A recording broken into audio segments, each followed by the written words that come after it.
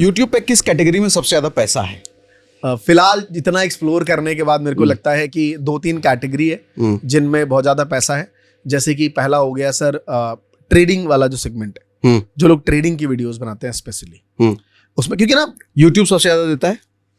YouTube सबसे ज्यादा देता है, मतलब अच्छा आरपीएम की आप बात कर रहे थे कि यूट्यूब एडसेंस सबसे ज्यादा पैसा कहाँ देता है, तो फाइनेंस में बोलूंगा, फिर डायरेक्ट लार्जर नंबर 1 एक फाइनेंस है, दूसरा अपना एक फॉरेक्स फाइनेंस में ही अगर कह ले तो ये भी आ गया, दूसरा डिजिटल मार्केटिंग एक कंटेंट है, इस वाले सेगमेंट में ज्यादा आता है, फिर क्रिप्टो और ये सब इसी जॉनरा में आता है।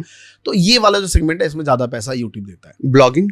ब्लॉगिंग बहुत कम है। अगर मैं पैसा ज्यादा देता है तो वो भी एक्सप्लेन कर दूं, आरपीएम एक टर्म होता है, सब सबको पता है, रेवेन्यू पर माइल करके, तो 1000 व्यूज पे ऑलमोस्ट $3 के करीब आपको मिल रहा होगा फाइनेंस में, आप चेक करेंगे तो एवरेज आपको $3, मतलब 1000 व्यूज पे $3 मिल रहा है, 8×3 = 24, 240 रुपए मिलता है। ठीक है। लेकिन वहीं पे अगर मैं ब्लॉगर से कंपेयर करूं तो उसको 1000 व्यूज पे 60 से 70 रुपए मिलता है। 60 से 70 रुपए, मतलब सीधा मैं कह दूं 3 से 4 गुने का फर्क है। मतलब अगर एक ब्लॉगर के 1 लाख व्यूअरशिप आई और आपके 25,000 आए तो पैसे के मामले में बराबर है फिर आप। ओके जी। तो लोग ब्लॉगिंग के पीछे जो पागल रहते हैं कि पैसा कमाएंगे, क्या दूर रहना चाहिए? सर देखिए, मैं आपको एक फिर एग्जांपल से समझाना चाहता हूं। लेकिन ब्लॉगिंग में एक और सवाल मेरा ये भी है, अभी थोड़ी देर पहले चमड़ी बेचने वाली बात जो जिन्होंने कमेंट करी थी जी, एक ब्लॉगर सुबह उठता है कैमरा लेकर के, रात को सोता है कैमरा लेकर के, तो पूरा दिन वो कैमरा लेकर के घूम रहा होता है। ऐसे थोड़ा सा डीप क्वेश्चन ये है, थोड़ा सीरियस सवाल ये है कि एक आदमी जब सुबह से शाम तक हर चीज कैमरे के सामने कर रहा है, वो जिंदगी कब जिएगा? वो जिंदगी जी भी रहा है क्या? हर चीज तो दिखावे के लिए कर रहा है, पूरे दिन, पूरे हफ्ते, पूरे महीने, तो जी नहीं रहा। फिर वो ऐसा आदमी फ्रस्ट्रेट जल्दी होगा, मुझे लगता है।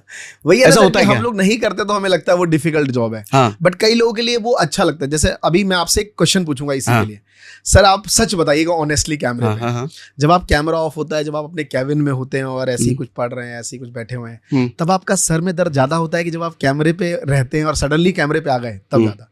वहां बैकएंड पे ज्यादा होता है। कैमरा ऑन होते ही ना दर्द और सब गायब हो जाता है, चेहरे पे स्माइल, सब कुछ फ्री हो जाता है, क्योंकि आदत पड़ गई ना कैमरे से। तो क्या पता सर उस ब्लॉगर को आदत पड़ चुकी है ना, उसको अच्छा लगता है कि भाई मोबाइल उठाना, हर चीज को कैप्चर करना, वीडियो डालना।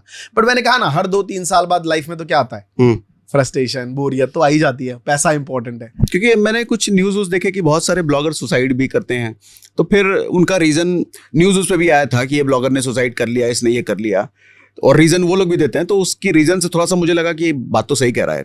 अब रीजन वो लोग ये देते हैं कि सब कुछ कैमरे के आगे है, तो आदमी अपनी जिंदगी जीता नहीं है, तो दिखावे की जिंदगी आदमी कब तक जी लेगा, उसको खुद की सेटिस्फेक्शन भी चाहिए, ऐसा उनका रीजन था। तो मुझे लगा बात तो सही कह रहा है। नहीं सर, बात सही है, इसमें कोई दो राय नहीं है ना कि जब 4-5 साल किसी भी काम को करते हैं, आप देखिए फ्लाइंग बीस्ट को, फ्लाइंग बीस्ट जब 2018 में आए थे, कितने पॉपुलर थे लोग, उनकी क्रिएटिविटी के बड़े कायल थे कि क्या एडिटिंग करते हैं, क्या वीडियोस बनाते हैं। हाइपरलूप मैंने पहले बार उनकी वीडियो में देखा था कि कितना बढ़िया कंटेंट बनाते हैं, बट धीरे धीरे क्या होने लग गया, वो एक फैमिली तक ही सीमित होने लग गया। व्यूज भले गिरे बढ़े, वो एक अलग चीज है, बट उनका कंटेंट कहाँ रह गया, एक फैमिली तक ही रह गया। ठीक है, मतलब फैमिली, बच्चे, पिताजी, मॉम। आप उनके कमेंट्स में क्रिएटिविटी, सर मजा आ गया से हटके क्या आने लग गया, गालियां आने लग गई, लोग उनको उल्ट पुल्ट बोलना शुरू करने लग गए। तो इसका ये मतलब नहीं कि वो बंदा बनाना नहीं चाहता क्रिएटिविटी, शायद वो बोर हो चुका है, उसको लगता है मैं बाहर कितना घूमूंगा यार, मैं कितना ट्रैवल करूंगा। तो हर इंसान के जीवन में वो मोड़ तो सर आता ही है, मुझे ऐसा लगता है।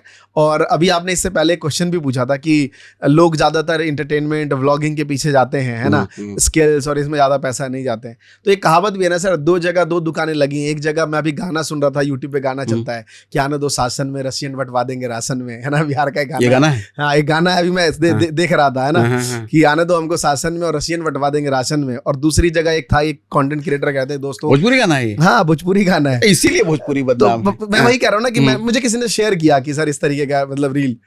और दूसरी जगह एक तरफ एक कंटेंट था कि अगर आप अपनी पर्सनालिटी में ये चेंजेस ला देते हैं तो आप 100 करोड़ के व्यक्ति बन सकते हैं 3 साल के अंदर। उस पे सर व्यूअरशिप थी कुछ 100, और आने दो हमको शासन पे 1.3 मिलियन था सर। तो कौन है महानुभाव गाने वाले? मुझे आई हैव नो आइडिया, लेकिन मैं सिंपल इतना कहना चाहता हूं कि जो लोग 1.3 मिलियन उसको देखे थे, उनके जीवन में क्या बदलाव होगा। लेकिन जो 100 लोग उस वीडियो को देखे होंगे पर्सनालिटी डेवलपमेंट में, उनके जीवन में बदलाव बहुत डिफरेंस होगा, मैसिव डिफरेंस होगा। तो जनता देख क्या रही है और उसको देखना क्या चाहिए, ये आप जैसे और हम जैसे लोग चिल्ला चिल्ला के कह रहे हैं, हमें गालियां पड़ रही हैं, लेकिन सुनने वाले सुन रहे होंगे। और आपकी बात से मुझे एक चीज याद आ गई। अभी कुछ दिनों पहले मुंबई गया था मैं, तो हयात में रुके थे, तो गाड़ी हमारी जैसे अंदर घुस रही थी तो गार्ड वो चेक नहीं करता, तो शीशा उतरा तो गार्ड ने मुझे पहचान लिया, ठीक है। तो अंदर गए कि जो मेरे साथ वाले व्यक्ति थे, तो उन्होंने मुझे एक बात कही और मुझे वो याद रह गई। बोला कि ये जो गार्ड है ना, ये देखना कुछ महीनों या सालों बाद गार्ड नहीं रहेगा। मैंने कहा क्यों नहीं रहेगा? ये कहीं कुछ और बड़ा कर चुका होगा, क्योंकि अगर ये आप जैसे लोगों की वीडियो देख रहा है ये, करेक्ट, तो ये गार्ड थोड़ी रहेगा, ये निकल के आगे बढ़ जाएगा। लेकिन रियलिटी ये है कि ज्यादातर गार्ड हम जैसे लोगों को नहीं देखते होंगे। करेक्ट है। वो रशियन बटवा देंगे वाली गाना और ये सब ज्यादा देखते होंगे, तो जिंदगी भर फिर आदमी गार्ड ही रहने वाला है वो। मैं वही कहा ना सर, सारा गेम माइंडसेट का है। जब लोग गरीबी बात करते हैं तो गरीब माइंडसेट की बात करते हैं, है ना। तो माइंडसेट आपको डेवलप करना पड़ेगा। अगर आपने सोच लिया कि आपको कुछ बड़ा करना है, हम और आप, मैं अपनी बात कहता हूँ सर, मैं बहुत लोअर मिडिल क्लास फैमिली से आया।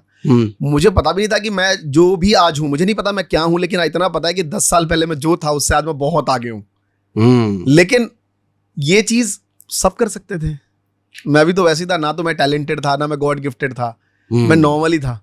लेकिन मैंने ऐसा क्या किया जो मैं यहाँ बैठ गया? माइंडसेट का गेम है कि मैंने सोच रखा था। ये बहुत इंपॉर्टेंट है। किसको देखते हो, क्या सोचते हो, क्या आप जी रहे हो जीवन, वो इंपॉर्टेंट है। थोड़ा डिफिकल्ट होगा कंफर्ट जोन से बाहर निकलना, लेकिन लोग करेंगे तो डेफिनेटली वो ग्रो करेंगे सर। तब भी ये उल जलूल गाली वाले कंटेंट या उल जलूल गाना, आसान है, पे व्यूज मिलियन में होता है। आसान है सर। अभी हमारी व्यूअरशिप बढ़ जाएगी। आप अपना शर्ट खोल दीजिए, टी शर्ट खोल दीजिए, बनियान में ऐसे ही नॉर्मल बॉडी में, आज जो हम लोग का बॉडी वन पैक है, और कूदे ना सर, ऐसी पॉडकास्ट कर ले। एक नया मैं बोलता हूँ, अगर जिसको चलना है कंटेंट ही दे रहा हूँ, मतलब वाहियात कंटेंट है, मैं बोल देता हूँ। कपड़े उतार के खाली बनियान भी ना होने चाहिए, खाली शरीर मिलियन में जाएगा, और बैठ के 2 लोग पॉडकास्ट करिए, लॉन्डे ही करिए, पॉडकास्ट करिए, आपका हर पॉडकास्ट से ज्यादा व्यू आएगा। हाँ, कमेंट्स में सब सारी की सारी गालियां मिलेंगी, हाँ, लेकिन लोग व्यूज आएंगे। हाँ, व्यूज आएंगे सर। व्यूज ही चाहिए तो फिर करिए वो काम। बट आपको एक सस्टेनेबल करियर बनाना है तो वो नहीं कर सकते।